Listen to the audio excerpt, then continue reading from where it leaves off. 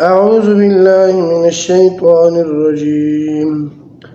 بسم الله الرحمن الرحيم. هل أتاك حديث الغاشية وجوه يومئذ خاشعة عاملة ناصبة تصلى نارا حامية تسقى من عين آنية ليس لهم طعام إلا من ضريع لا يسمن ولا يغني من جوع وجوه يومئذ ناعمة لسعيها راضية في جنة عالية لا تسمع فيها لاغية فيها عين جارية فيها سرر مرفوعة وأكواب موضوعة ونمارق مصفوفة وزرابي مبثوثة أفلا ينظرون إلى الإبل كيف خلقت وإلى السماء كيف رفعت وإلى الجبال كيف نصبت وإلى الأرض كيف سطحت فذكر إنما أنت مذكر لست عليهم بمسيطر إلا من تولى وكفر فيعذبه الله العذاب الأكبر إن إلينا إيابهم ثم إن علينا حسابهم. هل تحقیق عطا کا آ چکی ہے آپ کے پاس حدیث الغاشیہ ڈانپ لینے والی چیز کی بات. وجوہ یومئذ کچھ چہرے اس دن خاشعہ جھکے ہوئے ہوں گے عاملۃ ناصبہ محنت کرنے والے تھکے ہوئے تصلیٰ نارا حامیہ داخل ہوں گے بھڑکتی ہوئی آگ میں تسقیٰ پلایا جائے گا انہیں من عین آنیہ کھولتے ہوئے چشمے سے پانی لیس لہم طعام نہیں ہوگا ان کے لیے کھانا الا من ضریع مگر کانٹے دار جاڑی لا یسمنو نہ وہ موٹا کرے گی ولا یغنی من جوع اور نہ کفایت کرے گا بھوک سے. وجوہ یومئذ کچھ چہرے اس دن ناعمۃ تر و تازہ ہوں گے لسعیہا اپنی کمائی پر راضی ہوں گے فی جنت عالیہ اونچی جنت میں داخل ہوں گے لا تسمع فیہا نہیں سنیں گے اس میں لاغیہ کوئی بیہودہ بات فیہا عین اس میں چشمے ہوں گے جاریۃ جاری فیہا سرر اس میں کرسیاں ہوں گی مرفوعات اونچی اونچی واکواب گلاس ہوں گے موضوعات مناسب مقام پر رکھے ہوئے ونمارق اور گاؤ تکیے مصفوفۃ صف بصفہ رکھے ہوئے ہوں گے وزرابیو اور قالینیں مبثوثہ بچھی ہوگی. افلا ینظرون کیا پس وہ دیکھتے نہیں ہیں الی الابل اونٹوں کی طرف کیف خلقت کیسے پیدا کیے گئے ہیں وإلی السماء اور آسمان کی طرف کیف رفعت کیسے بلند کیا گیا ہے وإلی الجبال اور پہاڑوں کی طرف کیف نصبت کیسے نصب کیے گئے ہیں وإلی الارض اور زمین کی طرف کیف سطحت کیسے بچھائی گئی ہے فذکر بس آپ نصیحت کریں انما انت مذکر بے شک آپ نصیحت کرنے والے ہیں لست علیہم بمسیطر نہیں آپ ان پر دروغا الا من تولا مگر جس نے روگردانی کی وکفر اور کفر کیا فیعذبہ اللہ بس عذاب دے گا اس کو اللہ تعالی العذاب الاکبر بڑا عذاب. ان الینا بے شک ہماری طرف ایابہم ان کا لوٹنا ہے ثم ان علینا پھر بے شک ہمارے ذمے ہے حسابہم ان کا حساب. اس صورت کا نام سورۃ الغاشیہ ہے. غاشیہ کا لفظ پہلی ہی آیت کریمہ میں موجود ہے. اسی لفظ سے اس صورت کا نام الغاشیہ رکھا گیا ہے. یہ صورت بھی مکہ مکرمہ میں نازل ہوئی. اس سے پہلے 67 صورتیں نازل ہو چکی ہیں، اس کا ایک رکوع اور 26 آیتیں ہیں۔ جس طرح قیامت کا ایک نام ہے، ایک نام القارعہ ہے، ایک نام الحاقہ ہے، ایک نام واقعہ ہے، ایک نام آزفہ ہے، ایک نام آخرہ ہے، اسی طرح ایک نام غاشیہ بھی ہے۔ یہ سب نام قرآن کریم میں مذکور ہیں۔ حل یہاں قد کے معنی میں ہے، معنی ہوگا تحقیق آ چکی تمہارے پاس حدیث الغاشیہ، چھا جانے والے کی بات۔ قیامت سب کا احاطہ کرے گی، ایسے نہیں کہ ایک علاقے میں برپا ہو دوسرے علاقے میں نہ ہو، بعض قوموں پر آئے اور بعض قوموں پر نہ آئے، بلکہ وہ سب پر چھا جائے گی۔ تو فرمایا اے نبی کریم صلی اللہ علیہ وسلم، تحقیق آ چکی ہے آپ کے پاس چھا جانے والی کی بات۔ وجوہ یومئذ خاشعہ، کچھ چہرے اس دن جھکے ہوئے ہوں گے شرم اور ندامت سے، عاملۃ ناصبہ، محنت کرنے والے تھکے ہوئے۔ بعض مفسرین کرام اس کا مفہوم یہ بیان کرتے ہیں کہ کافر لوگ دنیا میں بڑی بڑی ریاضتیں کرتے ہیں، عبادتیں کرتے ہیں، تکلیفیں برداشت کرتے ہیں، لیکن جہنم میں جائیں گے کیونکہ ایمان کی دولت سے محروم ہیں، کیونکہ ایمان کے بغیر کوئی عمل قبول نہیں۔ کئی دفعہ بیان ہو چکا ہے کہ اعمال کی قبولیت کے لیے 3 بنیادی شرطیں ہیں۔ پہلی شرط ایمان ہے کہ ایمان کے بغیر کوئی نیکی قبول نہیں ہے۔ دوسری شرط اخلاص ہے، یعنی نیکی خالص اللہ تعالیٰ کے لیے ہو، ریا اور دکھاوا نہ ہو۔ تیسری شرط اتباع سنت، جو کام کرے سنت کی پیروی میں کرے۔ اگر اپنی طرف سے گڑے گا گناہ ہوگا، ثواب نہیں ملے گا۔ اگر یہ شرائط پائی جائے گی تو اللہ تعالیٰ کے فضل و کرم سے چھوٹی سے چھوٹی نیکی سے بھی محفوظ ہوگی۔ لیکن ایمان کے بغیر کسی نیکی کی کوئی حیثیت نہیں۔ ہندو، سکھ، بدھ مت والے، یہودی، عیسائی اپنے اپنے طرز طریقے پر عبادتیں کرتے ہیں، ریاضتیں کرتے ہیں، تکلیفیں اٹھاتے ہیں، مگر ان کے یہ سارے اعمال اور تکلیفیں اٹھانا بیکار ہے، اس لیے کہ آپ صلی اللہ علیہ وسلم کے مبعوث ہونے کے بعد وہ آپ صلی اللہ علیہ وسلم پر ایمان نہیں لائے، لہذا ان کی کوئی عبادت قبول نہیں ہوگی۔ بعض حضرات فرماتے ہیں عاملۃ ناصبہ کا تعلق آخرت کے ساتھ ہے، آخرت میں چلیں گے تو بڑی مشکل سے چلیں گے، ہاتھوں میں ہتھکڑیاں، پاؤں میں بیڑیاں ہوں گی، اور دور دراز سے چل کر اللہ تعالیٰ کی سچی عدالت میں پہنچیں گے تو محنت اٹھائے ہوئے تکے ماندے ہوں گے، بخلاف مومنوں کے کہ ان کے ہاتھ پاؤں کھلے ہوں گے، اللہ تعالیٰ ان کے جسم میں مزید قوت پیدا کر دے گا، وہ خوشی خوشی پہنچیں گے، کافر تکے ماندے ہوں گے۔ تصلیٰ نارا حامیہ، داخل ہوں گے بھڑکتی ہوئی آگ میں۔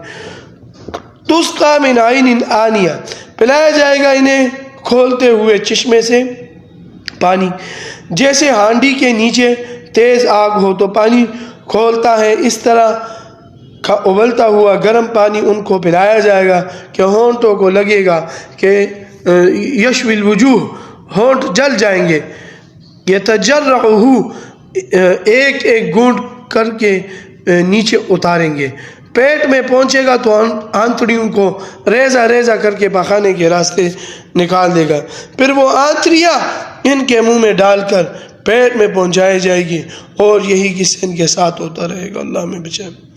لیس لہم طعام، نہیں ہوگا ان کے لیے کھانا، الا من ضریع، مگر کانٹے دار جاڑی جو بڑی کڑوی ہوتی ہے، جانور اس کو سونگھ کر چھوڑ دیتے ہیں، کھاتے نہیں ہیں۔ اور شجرۃ الزقوم، توہڑ کا درخت بھی دوزخیوں کی خوراک ہے۔ سمجھانے کے لیے ان کے ساتھ تشبیہ دی ہے، ورنہ آخرت کی کوئی شے دنیا میں موجود نہیں ہے۔ لا یسمن ولا یغنی من جوع، نہ وہ موٹا کرے گا جسم کو اور نہ وہ بھوک سے کفایت کرے گا۔ خوراک آدمی اس لیے کھاتا ہے کہ بھوک ختم ہو جائے اور جسم موٹا مضبوط ہو۔ جہنم کی خوراک یہ دونوں کام نہیں کرے گی۔ بھوک کے غلبے کی وجہ سے مجبوراً کھائیں گے، یہ تو نافرمانوں کا ذکر تھا، اب ان کے مد مقابل فرمانبرداروں کا ذکر ہے، نیکوں کا ذکر ہے۔ وجوہ یومئذ ناعمہ، کچھ چہرے اس دن بڑے تر و تازہ ہوں گے، شاذ بشاذ ہوں گے، سفید ہوں گے، لسعیہا راضیہ، اپنی کوشش پر راضی ہوں گے کہ ایمان لائے، نمازیں پڑھی، روزے رکھے، حج کیا، زکوٰۃ دی، قربانیاں دی، اللہ تعالیٰ کی رضا کے لیے خوش ہو، ہماری محنت ٹھکانے لگ گئی۔ فی جنت عالیہ، اونچی جنت میں داخل ہوں گے۔ جنت درجے کے لحاظ سے بھی بلند ہے اور حسی اعتبار سے بھی بلند ہے۔ جنت کا محل وقوع بلند ہے۔ لا تسمع فیہا لاغیہ، نہیں سنیں گے جنت میں کوئی بیہودہ بات، گالی نہیں سنیں گے، جھوٹ نہیں سنیں گے، غیبت نہیں سنیں گے، کسی قسم کی دل آزاری کی بات نہیں سنیں گے۔ جنت دار السلام ہے، وہاں امن اور سلامتی ہے۔ فیہا عین جاریہ، جنت میں چشمے جاری ہوں گے، کوثر کا، سلسبیل کا، کافور کا، زنجبیل کا، صاف پانی کا، مختلف قسم کے چشمے جاری ہوں گے۔ فیہا سرر مرفوعۃ، سرر سریر کی جمع ہے، اس کا معنی ہے کرسی۔ جنت میں اونچی کرسیاں ہوں گی، ان پر بیٹھے ہوں گے، جدھر کا ارادہ کریں گے کرسیاں ادھر گھوم جائیں گی، کرسیاں ارادے کے تابع ہوں گی۔ واکواب موضوع، اکواب کوب کی جمع ہے، ایسے برتن کو کہتے ہیں کہ جس کا دستہ نہ ہو۔ گلاس بھی ہو سکتا ہے، پیالہ بھی ہو سکتا ہے، گلاس اور پیالے ہوں گے مناسب جگہ پر رکھے ہوئے، جب کسی کو پیاس لگے گی پیالہ تلاش کرنے کی ضرورت پیش نہیں آئے گی، ہر جگہ موجود ہوں گے۔ وَنَمَارِقُ مَصْفُوفَةٌ، نمارق نمروقۃ کی جمع ہے، اس کا معنی ہے گاؤ تکیے، جس کے ساتھ آدمی ٹیک لگا کر بیٹھتا ہے، مانا ہوگا وہاں تکیے ہوں گے صف بصف رکھے ہوئے۔ وَزَرَابِيُّ مَبْثُوثَةٌ، یہ ضربیۃ کی جمع ہے، ضربیہ کا معنی ہے قالین، مانا ہوگا قالین بچھے ہوئے ہوں گے۔ کوئی جنتی گاؤ تکیے لگا کے بیٹھا ہوگا، کوئی کرسی پر اور کوئی قالین پر بیٹھا ہوگا، ہر ایک کے دل کی مراد پوری ہوگی۔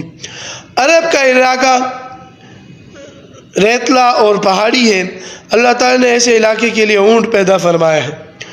اونٹ کا پاؤں ریت میں دھستا نہیں ہے کہ چوڑا ہوتا ہے، انسان کا قدم ریت میں دھس جاتا ہے۔ اونٹ جفاکش جانور ہے اور قدم بھی لمبے لمبے ہوتے ہیں، سفر جلدی طے ہوتا ہے۔ وہ لوگ اونٹوں پر سفر کرتے تھے، دائیں بائیں پہاڑ نظر آتے تھے، اوپر آسمان اور نیچے زمین نظر آتی تھی۔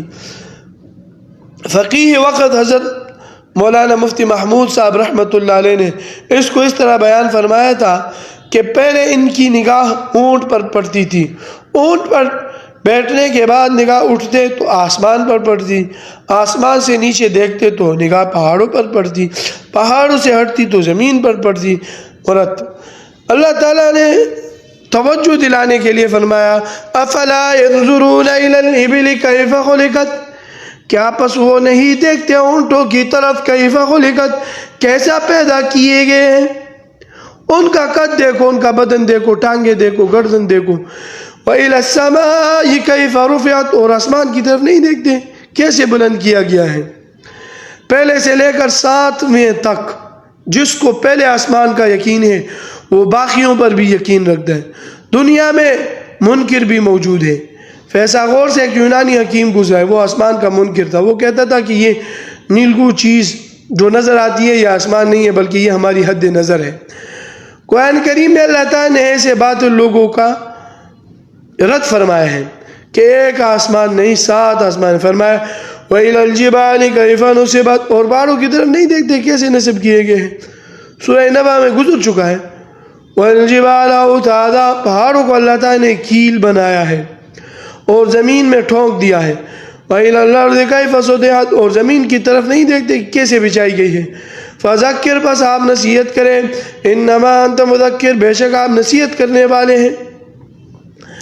انگریز کا زمانہ تھا، آریہ سماج کے ایک منہ پٹ لیڈر تھا دیانند سرسوتی، یہ اسلام کے خلاف، قرآن کے خلاف بڑی تقریریں کرتا تھا۔ ایک طرف پادری اسلام کی تردید کرتے تھے اور ایک طرف یہ کرتا تھا۔ اس نے ایک کتاب بھی لکھی ہے،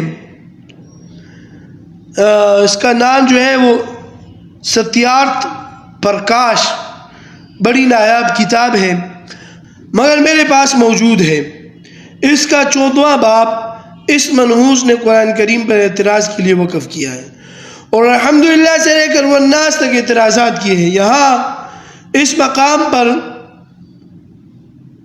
بھی اس نے اعتراض کیا ہے، کہتا ہے نصیحت کرنے والے کے ساتھ اونٹوں کا کیا ربط ہے، آسمان کا کیا ربط ہے، زمین کا کیا جوڑ ہے، کہ ان چیزوں کا ذکر کر کے اللہ تعالیٰ فرماتے ہیں فذکر، آپ نصیحت کرے. کہتا ہے کہ یہ کتاب کسی جاہل بدو نے لکھی ہے، معاذ اللہ. ہمارے اکابر علماء دیوبند کو اللہ تعالیٰ نے اپنے فضل و کرم کے ساتھ دین کی بڑی سمجھ دی تھی. قرآن پاک کی روح کو، حدیث پاک کی روح کو اور فقہ اسلامی کی روح کو بڑی گہری نگاہ سے دیکھتے تھے. ہمارے بزرگوں میں سے مفتی نعیم احمد صاحب لدھیانوی رحمۃ اللہ علیہ منڈی بہاؤالدین میں مسجد کے خطیب تھے، پھر فیصل آباد چلے گئے تھے اور پیپلز کالونی کی بڑی مسجد کے خطیب مقرر ہوئے. وہ شاعر مزاج بھی تھے. ایک موقع پر انہوں نے اپنے مہاجر بھائیوں کو خطاب کرتے ہوئے کہا، اور میرے مہاجر بھائیوں، زمیں بدلی زماں بدلا، مکین بدلے مکاں بدلا، نہ تو بدلا نہ میں بدلا، پھر بدلا تو کیا بدلا. حضرت کے سامنے کسی نے اسی اعتراض کا ذکر کیا کہ دیانند سرسوتی نے یہ اعتراض کیا، تو حضرت نے فرمایا کہ ان چیزوں کا مذکر مبلغ کے ساتھ گہرا تعلق ہے. مبلغ کو جفا کشی میں اونٹ کی طرح ہونا چاہیے، اخلاق میں آسمان کی طرف بلند ہونا چاہیے، اپنے عقیدے اور نظریے میں پہاڑوں کی طرح مضبوط ہونا چاہیے، لوٹے کی طرح گھومے نہ، اور تواضع ایسی ہو جیسے زمین بچھی ہوئی ہو. تو ان چیزوں کا مذکر نصیحت کرنے والے کے ساتھ گہرا تعلق ہے.